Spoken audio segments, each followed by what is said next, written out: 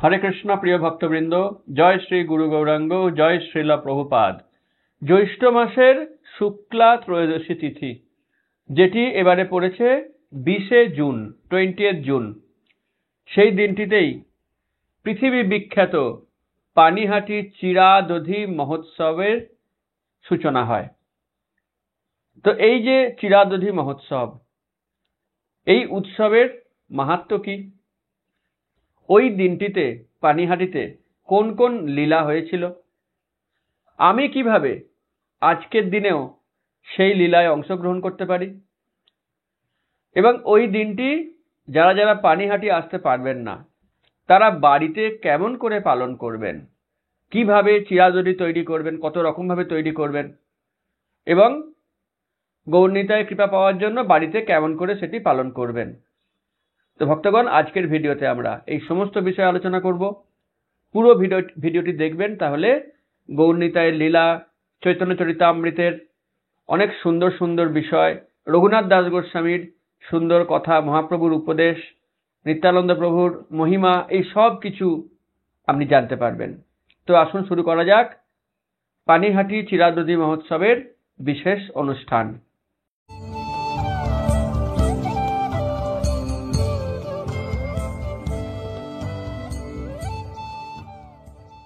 এই দিনটির অন্যতম মাহাত্ম্য এই কারণে, স্বয়ং নিত্যানন্দ প্রভু, যিনি বলরামের অবতার, তিনি সমস্ত মানুষের মাঝে বৈষ্ণব সেবার মাহাত্ম্যের প্রচার করার জন্য পানিহাটি গ্রামে এই বিশেষ অনুষ্ঠানটির আয়োজন করেছিলেন। তাই এই অনুষ্ঠানটি সাক্ষাৎ নিত্যানন্দ প্রভুর উৎসব, বলরামের উৎসব। তিনি ওই দিনটিতে দণ্ড মহোৎসবের সূচনা করেন। দণ্ড মানে কি? সবাই জানে, দণ্ড মানে শাস্তি বা পানিশমেন্ট।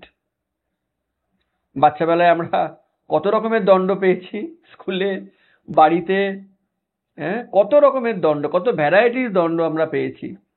তো আজও দণ্ড শব্দটা শুনলেই ভয় লাগে, আবার কোন কাজের কোন দণ্ড পাবো রে বাবা। কিন্তু ভগবানের দণ্ডের মধ্যেও প্রেম মিশে থাকে। ভগবান, তার ব্যক্তিত্ব এমনই, তিনি যা কিছু করেন তা প্রেম দ্বারা করেন এবং তা মঙ্গলের জন্যই করেন। একটা কথা আছে, ভগবানের হাতে বেঁচেও সুখ, ভগবানের হাতে মরেও সুখ। দেখুন, যারা যারা ভগবানের হাতে মরেছে, শিশুপাল থেকে আরম্ভ করে কংস, মরেও তারা সুখ পেয়েছে।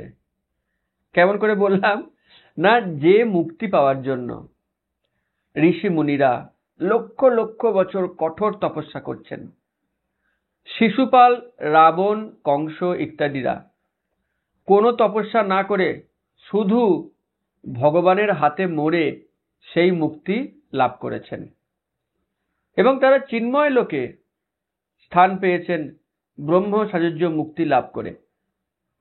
তাহলে দেখুন, ভগবানের হাতের মৃত্যুটাও কত বড় পুরস্কার। তো এটি হচ্ছে কৃষ্ণের মাধুর্য। তো সেই দণ্ড মহোৎসব নিত্যানন্দ প্রভু এই উৎসবের সূচনা করেন পানিহাটি গ্রামে এই বিশেষ তিথিতে। কেন দণ্ড দিলেন, কাকে দণ্ড দিলেন, কিভাবে দণ্ড দিলেন, এর থেকে আমরা কি শিক্ষা পাচ্ছি এবং আমরা কিভাবে এটি গ্রহণ করতে পারি, এসব প্রশ্নগুলো খুব সঙ্গত প্রশ্ন। আমরা এই সমস্ত প্রশ্নের উত্তর এক এক করে করে আলোচনা করব। শ্রী চৈতন্য চরিতামৃত গ্রন্থের অন্তলীলার 6ষ্ঠ অধ্যায়ে খুব চমৎকার এই বিশেষ লীলার বর্ণনা রয়েছে। যদি আপনাদের কাছে গ্রন্থ থাকে, আপনারা অবশ্যই গ্রন্থটি পড়বেন, তাহলে বুঝতে পারবেন। তো দণ্ডটি দেওয়া হয়েছিল শ্রীল রঘুনাথ দাস গোস্বামীকে। একটু গোড়া থেকেই আমরা শুরু করি। শ্রীল রঘুনাথ দাস গোস্বামী, যিনি ষড় গোস্বামীর অন্যতম, তিনি একটি অত্যন্ত ধনী ব্যবসায়ী সম্ভ্রান্ত পরিবারে জন্মগ্রহণ করেছিলেন। তার বাড়ি ছিল হুগলি জেলার সপ্তগ্রামে, এখন যেটা আদি সপ্তগ্রাম, তার কাছেই সপ্তগ্রামে। এখনো তার সেই পৈতৃক ভিটা রয়েছে, আপনারা ইচ্ছা করলে গিয়ে দর্শন করতে পারেন। তো রঘুনাথ দাসের পিতার নাম ছিল গোবর্ধন দাস আর জ্যাঠার নাম ছিল হিরণ্য দাস। তাদের পারিবারিক ইনকাম ছিল 20 লক্ষ স্বর্ণ মুদ্রা বছরে। 20 লক্ষ তখনকার দিনে, সেটা তো বিশাল পরিমাণ টাকা। তো তারা সেই অর্থ ইনকাম করতেন এবং তাদের পরিবার ধর্মের বিষয়ে খুব শ্রদ্ধাশীল ছিলেন। যখন রঘুনাথ দাস গোস্বামী একটু বড় হলেন তখন তার শিক্ষার জন্য তারা শ্রী বলরাম আচার্যকে ভার দিলেন। শ্রী বলরাম আচার্য রঘুনাথ দাস গোস্বামীকে সংস্কৃত শিক্ষা দিতেন আর সংস্কৃতির শিক্ষাও তিনি তাকে দিতেন। অতএব এই বলরাম আচার্য, যিনি ছিলেন খুব ভালো ভক্ত বৈষ্ণব, তার সাহচর্যে ছোট্টবেলা থেকেই রঘুনাথ দাস গোস্বামীর বৈষ্ণবতা ক্রমশ বিকাশ পাচ্ছিল। এরপরে তার সঙ্গে পরিচয় হয় নামাচার্য হরিদাস ঠাকুরের। তো হরিদাস ঠাকুরেরও অনেক কৃপা আশীর্বাদ লাভ করেন ছোট্ট রঘুনাথ দাস গোস্বামী। হরিদাস ঠাকুরের শ্রীমুখ থেকে চৈতন্য মহাপ্রভুর কথা শুনে রঘুনাথ মহাপ্রভুর সঙ্গে মিলিত হওয়ার জন্য খুবই ব্যাকুল হয়ে ওঠেন। তিনি বারে বারে অনুরোধ করেন, আমাকে একবার মিলিয়ে দিন। এদিকে তার পরে পরেই চৈতন্য মহাপ্রভু সন্ন্যাস গ্রহণ করেন। সন্ন্যাস গ্রহণ করে তিনি চেয়েছিলেন বৃন্দাবন ধামে যেতে, কিন্তু নিত্যানন্দ প্রভু, অদ্বৈত আচার্য প্রভু, এনারা তাকে পদ ভুলিয়ে নিয়ে আসেন শান্তিপুরে। শান্তিপুরে অদ্বৈত আচার্য প্রভুর শ্রীপাঠে মহাপ্রভু কিছুকাল অবস্থান করেন। তখন এই অদ্বৈত আচার্য প্রভু তিনি রঘুনাথ দাস গোস্বামীকে সেখানে ডেকে নেন মহাপ্রভুর সঙ্গ লাভের জন্য। সেই ছোট্ট অবস্থাতেই রঘুনাথ মহাপ্রভুর সঙ্গ লাভ করেন। স্বরগোস্বামীর মধ্যে তিনিই প্রথম মহাপ্রভুর সঙ্গ লাভ করেছিলেন এবং মহাপ্রভুর সঙ্গ লাভের ফলে তার মধ্যে এতটাই বৈরাগ্যের প্রকাশ হয়, তিনি মহাপ্রভুকে অনুরোধ করেন তাকে তার চিরসঙ্গী করে নিতে। তিনি বাড়ি ফিরতে আর চাননি। তিনি বলেন, আমি বৈরাগ্য অবলম্বন করে আপনার সঙ্গী হব। কিন্তু মহাপ্রভু তাকে নিষেধ করেন।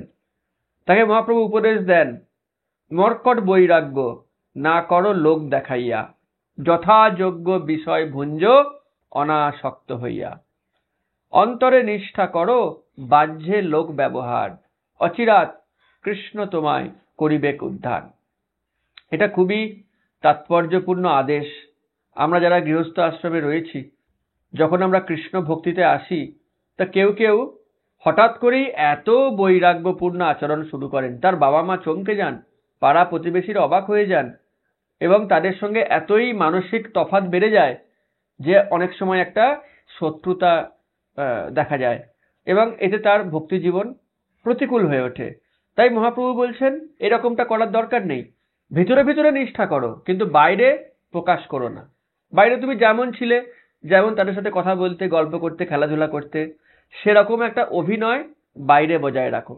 আর ভিতরে ভিতরে তুমি রাধাকৃষ্ণের প্রতি শ্রদ্ধা দেখাও, নিষ্ঠা করো, যাতে বাড়ির লোকে কিছু বুঝতে না পারে, তাহলে পরিবেশটা প্রতিকূল হবে না। তো এটা আজও সবার ক্ষেত্রেই প্রাসঙ্গিক। তিনি রঘুনাথ দাস গোস্বামীকেও এইরকম পরামর্শ দিলেন। অতএব মহাপ্রভুর পরামর্শ শুনে রঘুনাথ দাস গোস্বামী ফিরে এলেন তার নিজ বাসগৃহে সপ্তগ্রামে এবং তার যে বাবা জ্যাঠার বিশাল কারবার, যে কারবারে তিনি আগে একদম মন দিতেন না, মহাপ্রভুর নির্দেশ পাওয়ার পর তিনি এখন কারবারে মন দিলেন। তার বাবা জ্যাঠা অবাক হয়ে গেলেন, আরে হলোটা কি, এ তো ব্যবসায় ধার দিয়ে আসতো না, এখন এ ব্যবসায় মন দিয়েছে। তো তারা খুব খুশি হলেন। তারা ভাবলেন এই সুযোগ, একে আরো সংসারের মধ্যে আটকে দিতে হবে। তো তৎকালীন বাবা মায়েদের একটা খুব ভালো কৌশল ছিল, যখনই কোনো ছেলের সংসারে মন নেই, তার মধ্যে বৈরাগ্য আছে, একটা অপরূপা সুন্দরী মেয়ের সঙ্গে বিয়ে দিয়ে দাও। এখন সেই সুন্দরী মেয়েটি তাকে কিভাবে সংসারে আটকে রাখতে হয় সেটা সে জানে এবং সেই কৌশলে সে তাকে আটকে দেবে, এরকম তাদের একটা ধারণা ছিল। কিন্তু রঘুনাথ দাস গোস্বামীকে আটকে রাখা কারোর ক্ষমতা নেই। যদিও তাকে একটু অপরূপা সুন্দরী কন্যার সঙ্গে বিবাহ দেওয়া হলো, তবুও রঘুনাথ দাস গোস্বামী কিছুতেই তার প্রতি আসক্ত হলেন না। তিনি জাস্ট বাইরে একটা বাহ্যিক আচরণ করছেন, কিন্তু ভিতরে ভিতরে তার সম্পূর্ণ আসক্তি, সম্পূর্ণ নিষ্ঠা চৈতন্য মহাপ্রভুর প্রতি এবং রাধা কৃষ্ণের প্রতি। একটা সময় তার বৈরাগ্য এত বেড়ে গেল যে রঘুনাথ দাস গোস্বামী বাড়ি থেকে পালাবার চেষ্টা করলেন। উনি জানতেন মহাপ্রভু রয়েছেন পুরীধামে, তো তিনি পুরীধামের উদ্দেশ্যে পালিয়ে যাচ্ছেন। এমন সময় তার বাবার পাহারাদারেরা তাকে ধরে ফেলল। তার বাবা যারা জানতেন যে রঘুনাথ যখন তখন খাঁচা থেকে উড়ে যাওয়ার চেষ্টা করবে, পালিয়ে যাওয়ার চেষ্টা করবে, তাই তারা নাইট গার্ডের ব্যবস্থা রেখেছিলেন। তার বাড়ি ঘিরে থাকতো অনেক পাহারাদার। তিনি পালিয়ে যাওয়ার চেষ্টা করলেই তারা তাকে ধরে আনতো। বেশ কয়েকবার রঘুনাথ চেষ্টা করলেন, প্রতিবারেই তিনি ব্যর্থ হলেন। তিনি ভাবছেন যে এটা কেন হচ্ছে, ভগবানের কি পরিকল্পনা কিছু অন্য? আমি চাইছি মহাপ্রভুর সঙ্গে মিলিত হতে, তাহলে কি মহাপ্রভু চাইছেন না, নাকি আমার যে পদ্ধতি তাতে কোনো ভুল হচ্ছে? তিনি চিন্তা করে দেখলেন যে এর আগে তিনি বলরাম আচার্যের মাধ্যমে হরিদাস ঠাকুরের সঙ্গে মিলিত হয়েছেন, তার আশীর্বাদ পেয়েছেন। অদ্বৈত আচার্যের সঙ্গে মিলিত হয়েছেন, তার আশীর্বাদ পেয়েছেন। মহাপ্রভুর সঙ্গে মিলিত হয়েছেন, তারও আশীর্বাদ পেয়েছেন। তাহলে বাকি থাকলো কে? তিনি চিন্তা করছেন কে বাদ গেল। লিস্ট মিলিয়ে দেখছেন এবং মাথায় হাত দিয়েছেন যে সব থেকে যিনি গুরুতর তত্ত্ব, গুরু তত্ত্ব, নিত্যানন্দ প্রভু, আমি এখনো তার আশীর্বাদ নিইনি।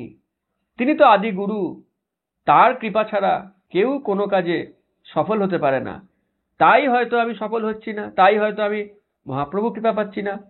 এখন তাহলে আমাকে নিত্যানন্দ প্রভুর কাছে যেতে হবে, তার আশীর্বাদ নিতে হবে।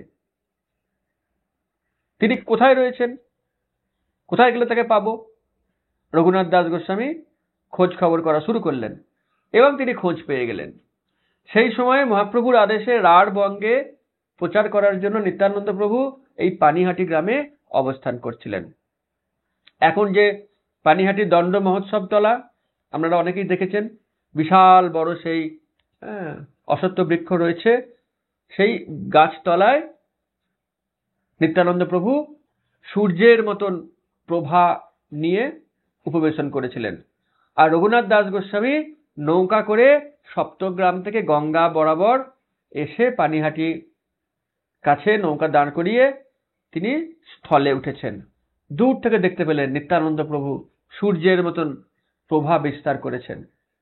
কাছে যাওয়ার সাহস নেই, কারণ এতকাল তিনি একবারও আসেননি। অনেক দূরে তিনি যেখান থেকেই নিত্যানন্দ প্রভু দর্শন পেলেন, সেখানেই তিনি দণ্ডবৎ করে পড়েই রইলেন, মাটি থেকে আর ওঠেন না। তখন নিত্যানন্দ প্রভুর যারা পার্ষদ সঙ্গী, তারা তাকে বললেন যে ওই দেখুন রঘুনাথ, তিনি আপনাকে দণ্ডবৎ প্রণাম করছেন।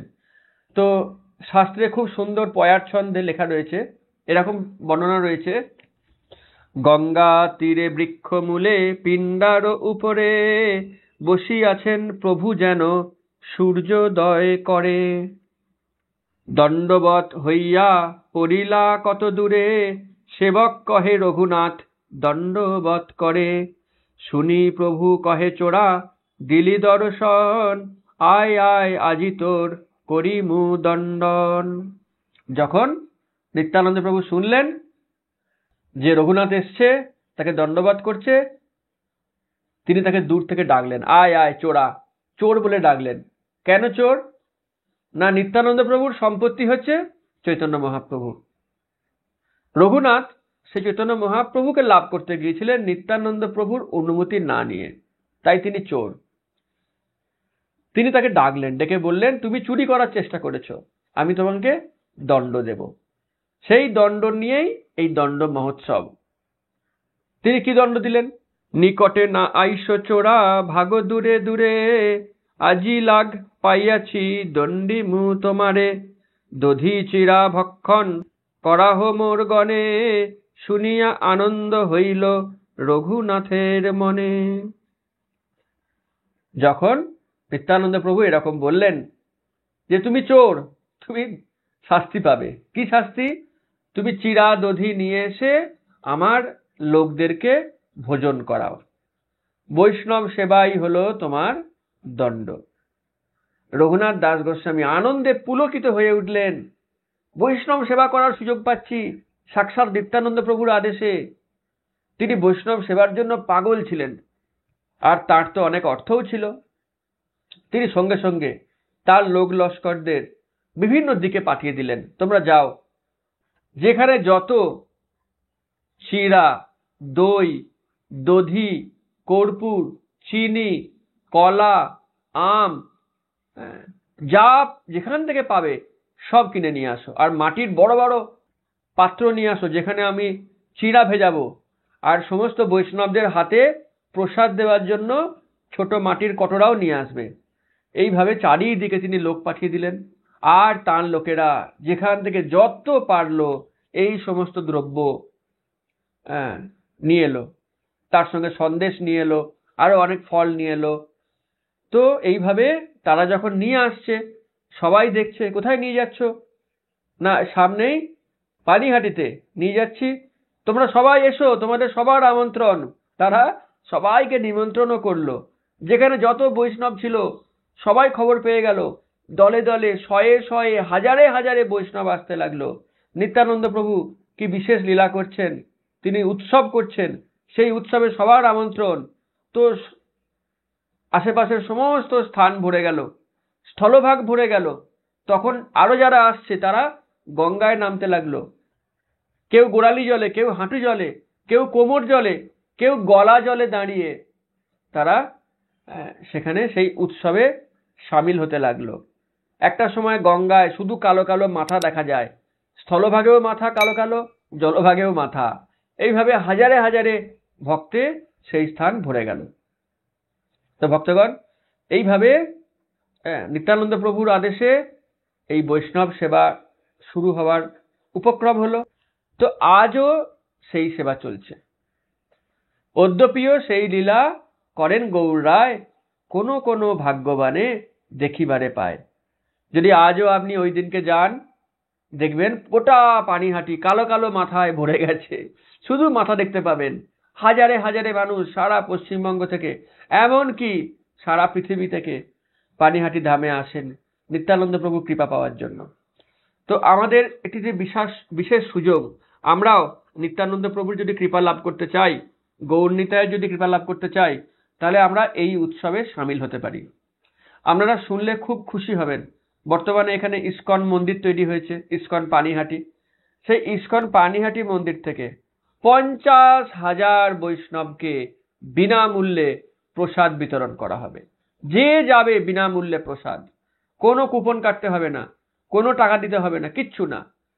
এখন এই 50,000 ভক্তের প্রসাদ, এর তো খরচা আছে, পরিশ্রম আছে, অনেক আয়োজন, অনেক কিছু করতে হয়। তো আমাদের পক্ষে হয়তো কায়িক সেবা দেওয়া সম্ভব নয়, ওখানে গিয়ে হাত লাগানো সবসময় সম্ভব নয়। আমরা অন্ততপক্ষে কিছু অর্থ দিতে পারি, তাই না? নিত্যানন্দ প্রভুর উৎসব আমি আপনি সাহায্য না করলেও যায় আসে না, উৎসব ঠিক নিত্যানন্দ প্রভুর কৃপায় হবে। কিন্তু যারা কিছু পরিমাণ হলেও সাহায্য করবেন বা অর্থ দেবেন, তারা ওই কৃপাটা পাবেন। আপনি কৃপা পেতে চান? আমি জানি আপনি নিশ্চয়ই চান। আপনি বাড়িতে বসেই অনলাইন ট্রান্সফার করতে পারেন।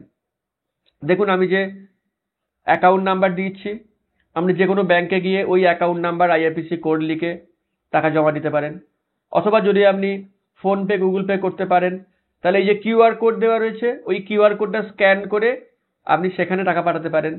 আপনি নিজে না পারলেও আপনি আশেপাশের কোনো ইয়ং ছেলে মেয়েকে বলবেন বা ফোনের দোকানে গিয়ে বলবেন যে এই টাকাটা পাঠাতে চাই, তাকে ক্যাশ টাকা দেবেন, সে ওই পরিমাণ টাকা হয়তো আপনাকে অনলাইন ট্রান্সফার করে দিতে পারবে। এটুকুনি সাহায্য আশা করি সবাই করবে। তো আপনার যেমন সামর্থ্য, 500, 1000, 2000, 5000, যেমন সামর্থ্য, আপনি চেষ্টা করুন কিছু অর্থ এই ইস্কন মন্দিরে দান করার, যাতে ইস্কন মন্দির হাজার হাজার মানুষকে বিনামূল্যে প্রসাদ বিতরণ করতে পারে। আর আপনি টাকা পাঠাবার পর সেই যে একটা রিসিট পাবেন বা স্ক্রিনশট পাবেন, সেই স্ক্রিনশটটা এবং আপনার নাম, পিন নাম্বার সহ পুরো ঠিকানা আপনার হোয়াটসঅ্যাপ নাম্বার এবং আপনার প্যান নাম্বার, এগুলো এই নিচের যে হোয়াটসঅ্যাপ নাম্বার দিয়েছি এই নাম্বারে পাঠিয়ে দেবেন। কেমন?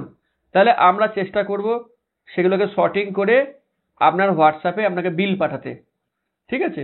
খুব কম অ্যামাউন্ট হলে বিল হয়তো পাঠানো সম্ভব নাও হতে পারে, কিন্তু একটু বেশি অ্যামাউন্ট হলে আমরা চেষ্টা করব প্রত্যেককে বিল পাঠিয়ে দিতে, ইসকনের লিটারেটের বিল। তো এইভাবে চেষ্টা করুন এই নিত্যানন্দ প্রভুর উৎসবে কিছু অর্থ দেওয়ার। আমরা তো আমাদের পারিবারিক উৎসব করি, জন্মদিন করি, অন্নপ্রাশন, বিবাহ, কত রকম জাঁকজমক সহকারে উৎসব করি। এটা ভগবানের উৎসব, এটা আমার আপনার সকলের কর্তব্য এটাই ভাগ নেওয়া, অংশ নেওয়া। কেমন? তো আমি নিশ্চিত আপনারা আপনাদের স্বার্থ অনুযায়ী, সামর্থ্য অনুযায়ী এই উৎসবে ভাগ নেবেন এবং অর্থ প্রদান করবেন। যাই হোক, আমরা ফিরে আসছি আবার এই উৎসবের যে বর্ণনায় আমরা করছিলাম। সেখানে দুই রকমের চিড়া তৈরি করা হলো, একটা হচ্ছে দধি চিড়া, একটা হচ্ছে ক্ষীর চিড়া। কিরকম? দধি চিড়াটা কিরকম না, গরম দুধে চিড়া ফেলে দেওয়া হলো, তার মধ্যে কলা দেওয়া হলো, চিনি দেওয়া হলো, আম দেওয়া হলো, সেটা মেখে তৈরি হলো দধি চিড়া। আর ক্ষীর চিড়া কি না, ক্ষীর চিড়া হচ্ছে গরম দুধে চিড়া ফেলে তার সঙ্গে ঘন ক্ষীর মিশিয়ে দেওয়া হলো, তার সঙ্গে কর্পূর, ঘি, চাঁপা কলা, আম এসব মিশিয়ে দেওয়া হলো। এইভাবে দুরকম চিড়া প্রস্তুত করা হলো। যখন এইভাবে দুরকম চিড়া প্রস্তুত হলো, তখন প্রতিটি ভক্তের হাতের যে মৃৎকুণ্ডিকা, সেখানে দুটি মৃৎকুণ্ডিকায় দু রকমের চিড়া দেওয়া হলো। এরপর নিত্যানন্দ প্রভু তার ধ্যানের মাধ্যমে চৈতন্য মহাপ্রভুকে পুরী থেকে সাক্ষাৎ এই পানিহাটি ধামে নিয়ে এলেন। মহাপ্রভু উপস্থিত হলেন সেখানে এবং নিত্যানন্দ প্রভু মহাপ্রভুকে এক হাতে করে চিড়া নিয়ে খাইয়ে দিলেন, আর মহাপ্রভুও নিত্যানন্দ প্রভুকে চিড়া নিয়ে খাইয়ে দিলেন। নিতাই খাওয়াচ্ছে গৌরাঙ্গকে, আবার গৌরাঙ্গ খাওয়াচ্ছে নিতাইকে। সে এক অদ্ভুত দৃশ্য। বহু শুদ্ধ ভক্তগণ সেই দৃশ্য দেখে আনন্দে তারা হাততালি দিয়ে নৃত্য করতে আরম্ভ করলো। চারিদিকে শুধু আনন্দ, শুধু আনন্দ, শুধু প্রসাদ আর প্রসাদ। আর যিনি দণ্ড পেলেন রঘুনাথ দাস গোস্বামী, তিনিও আনন্দে নৃত্য করছেন। আমার কত বড় সৌভাগ্য যে আজকে আমি এই দণ্ডরূপী আশীর্বাদ লাভ করছি। এত বৈষ্ণবকে সেবা করে বৈষ্ণবদের আশীর্বাদ, নিত্যানন্দ প্রভুর আশীর্বাদ, চৈতন্য মহাপ্রভুর আশীর্বাদ আমি লাভ করছি। তিনিও খুব খুশি। তো সেই বিশেষ দিনটিতে যেরকম চৈতন্য মহাপ্রভু স্বয়ং নিত্যানন্দ প্রভুর সাথে এই পানিহাটি উৎসবে হাজির ছিলেন, তো প্রতিটি বছরের এই দিনটিতে গৌরনিতাই সশরীরে হাজির থাকেন। তারা ঘুরে ঘুরে দেখেন কোন কোন বৈষ্ণব এসছেন, কোন কোন বৈষ্ণব সেবা করছেন, কারা অর্থ দিলেন, কারা শ্রম দিলেন, সবটা কিন্তু তাদের নজরে থাকে। তো এবারেতেও এই বিশেষ উৎসবটি হবে এবং ইস্কন পানিহাটি কর্তৃপক্ষ এই উৎসবটিকে কেন্দ্র করে একটি প্রায় সাপ্তাহিক উৎসবের সূচনা করেছেন। কি কি উৎসব হবে? 16ই জুন রবিবার হবে গঙ্গা সাফারি, লঞ্চে করে গঙ্গা বক্ষে ভ্রমণ হবে, সেখানে কীর্তন, কথা, প্রসাদ হবে। 17ই জুন সোমবার হবে ফুড ফেস্টিভ্যাল, রকমারি ফুডের স্টল থাকবে, আপনি ইচ্ছে মতন যে কোনো রকম প্রসাদ আপনি গ্রহণ করতে পারবেন। 18ই জুন মঙ্গলবার পাণ্ডবা নির্জলা একাদশীর দিন থাকবে শ্রবণ উৎসব, সিনিয়র ব্রহ্মচারী, সন্ন্যাসী, সাধুরা তারা হরিকথা পরিবেশন করবেন। 19শে জুন বুধবার হবে কীর্তন মেলা এবং 20শে জুন বৃহস্পতিবার হবে চিরাদধি মহোৎসব। তো এই 5 দিন ব্যাপী উৎসবের যেন একেবারে বন্যা, আনন্দের স্রোত বইবে গোটা পানিহাটি ধামে। আপনাকে সাদর আমন্ত্রণ জানাই ইস্কন পানিহাটি মন্দিরের তরফ থেকে। অবশ্যই আসবেন, আমিও উপস্থিত থাকবো, আপনারা সকলে আসুন। বিশেষ করে 20শে জুন ওই দিনকে তো আসতেই হবে, বাকি দিনগুলিও আসার চেষ্টা করুন। 20শে জুন যদি আসতে চান সকাল সকাল আসবেন। কেমন? সকাল 10টার আগে আসুন, ভিড়টা একটু কম থাকে, অথবা বিকেল 4টের পরে আসুন। মাঝখানটাতে একটু বেশি ভিড় হয়, একটু অসুবিধা হতে পারে, কষ্ট হতে পারে। যাই হোক, সারা দিন ধরেই ইস্কন মন্দিরে আপনি এই উৎসবে অংশগ্রহণ করতে পারবেন, বিনামূল্যে চিরাদধি প্রসাদ গ্রহণ করতে পারবেন। তো ভক্তগণ, আশা করি ওই দিনটায় আপনাদের সঙ্গে আমিও সাক্ষাৎ করতে পারবো, আমার সেই সৌভাগ্য আশা করি হবে, আপনারা আসবেন। আর যারা যারা একান্তই আসতে পারছেন না, অনেক দূরে বাড়ি, কেমন করে আসবেন, তারাও কিন্তু ওই দিনটি নিজে নিজের বাড়িতে উদযাপন করবেন। কি করে করবেন? আমি যেভাবে দধি চিড়া তৈরি করার প্রস্তুতি বললাম, একটি হচ্ছে দধি চিড়া, একটি হচ্ছে ক্ষীর চিড়া। যেমন যেমন করে বললাম, গরম দুধে চিড়া ফেলে ফল টল ক্ষীর ইত্যাদি ইত্যাদি দিয়ে এগুলি প্রস্তুত করবেন, গৌর নিতাইকে নিবেদন করবেন তুলসী পাতা দিয়ে। তারপরে সেই গৌর নিতাইয়ের প্রসাদ নিজেরা পাবেন, আশেপাশের বৈষ্ণবদের ডেকে তাদেরকে প্রসাদ পাওয়াবেন, তার সঙ্গে কীর্তন করবেন, হরিকথা বলবেন। এইভাবে গৌর নিতাইয়ের প্রসন্নতার জন্য আপনারা নিশ্চয়ই চেষ্টা করবেন। আর গৌর নিতাই প্রসন্ন হলে আমরা ভগবানকে লাভ করব। ঠিক যেমন রঘুনাথ দাস গোস্বামী যখন এইভাবে সকলকে বৈষ্ণব সেবা দিলেন, সেই দণ্ড হাসি মুখে গ্রহণ করলেন এবং নিত্যানন্দ প্রভু তার মাথায় নিজের চরণ ধরলেন, সম্পূর্ণ কৃপা দিলেন, আশীর্বাদ করলেন, বললেন যাও, এবার তোমার উদ্দেশ্য সফল হবে, এতকাল তুমি ব্যর্থ হয়েছ, আর তোমাকে কেউ রুখতে পারবে না। এবং তারপর যখন রঘুনাথ দাস গোস্বামী নিজ বাড়িতে এলেন এবং এরপর যখন আবার তিনি পুরী ধামে পালানোর চেষ্টা করলেন, সফল হলেন, তাকে আর কেউ ধরতে পারল না, তিনি সাক্ষাৎ মহাপ্রভুর চরণে গিয়ে পুরী ধামে আশ্রয় লাভ করলেন। অতএব এখান থেকে বুঝতে পারছি যে বৈষ্ণব সেবার কত মাহাত্ম্য। ছাড়িয়া বৈষ্ণব সেবা নিস্তার পাইয়াছে কেবা। তাই আমরাও সবসময় বৈষ্ণব সেবার চেষ্টা করব, আর বিশেষ করে ওই দিনটাতে আমরা নিশ্চয়ই সকলে সাধ্য মতন বৈষ্ণব সেবা করব। পানিহাটি চিরানদী মহোৎসব কি জয়, নিত্যানন্দ প্রভু কি জয়, রঘুনাথ দাস গোস্বামী কি জয়, শ্রীল প্রভুপাদ কি জয়। হরে কৃষ্ণা, হরি বল। If you catch up Krishna's lotus feet very tightly, then you will not fall down.